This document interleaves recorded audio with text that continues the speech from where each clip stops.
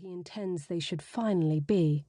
Then we'll grow apples, figs, if you like. If the weather will allow, how about that? With a brief touch to her neck, an inquiring contact. It is not an impossible hope. They could soon plant a garden and shape it to be only theirs. After today, or before 5 p.m. tomorrow at the latest, she will have paid off her mortgage, or rather, he will have paid off her mortgage, because he's not short of cash, and had paid off his own decades ago, both of these circumstances slightly having to do with his age. Once they have sold her flat, and his, they will move in together, more together than they currently are.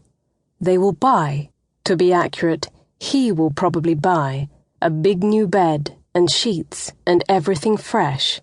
They have planned this, pondered thread counts and headboards, and they are sure they will sleep very beautifully once their requirements have been fulfilled. And they will also be there with each other and stay attractively awake. This means that when she reaches the head of the queue, she will be, in a way, receiving money for sexual reasons from an older man. Hence the figs. The money for sex thing feels mildly electric in the soles of her feet. She grins. What? He kisses the top of her head. Why is the girl smiling? Or shouldn't I ask? But he wants it out loud. She can tell. A further demonstration for the cue. Here's love. Here's being desired and desiring. Here's assured love. Something else they share. A need to be as real as observers make them. When she hugs his arm, she can feel it tensing with his usual interior argument, that he'd like to be the unnoticed man, the invisible boy who is shy, that he'd like to burn and be uncovered and holding and licking where they stand, outrageous evidence. Shouldn't I ask? You should always ask. Still, she isn't absolutely clear what she should answer. My boy should always ask. This quiet, and for him, no one else. She doesn't believe that when he chooses to be overt, he's making a statement against decay. Bridge in his top teeth, glasses, greying hair, greyed, to be truthful, thin at the crown. He's not any more needy than she is. She completely believes that, and has said so. Then tell me why you're happy. Shining with the answers he expects, and with being content, a young kind of content. The truth would be complicated, so she tells him, I was just thinking, what if there was a hold-up? Robbers, guns. And for a moment she has made him disappointed.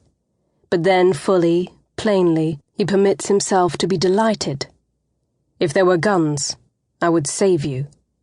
There is no way to overestimate how fond he is of saving, of the thought that he will do her good.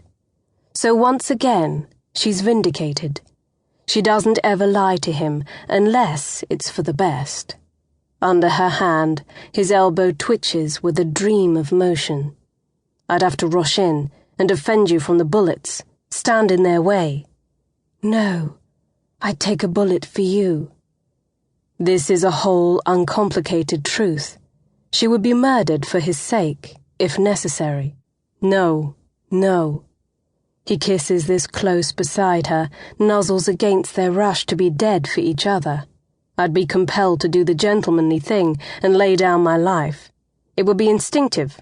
Men of my generation can't help it. I would have to be terribly harmed and then expire. In my arms? Well, that would depend. If I was flinging myself at a gunman in a hail of hot lead, I might not also be able to fall back and rest my head upon your shoulder. Breast? I'd be too poorly. A dark and nice flicker in his look. It's traditional.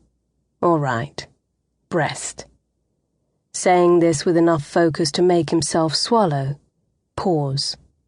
And if I failed to reach you, I would fail nobly, and you would be impressed, and then you'd probably, I don't know, you could lever me into position before I kicked off.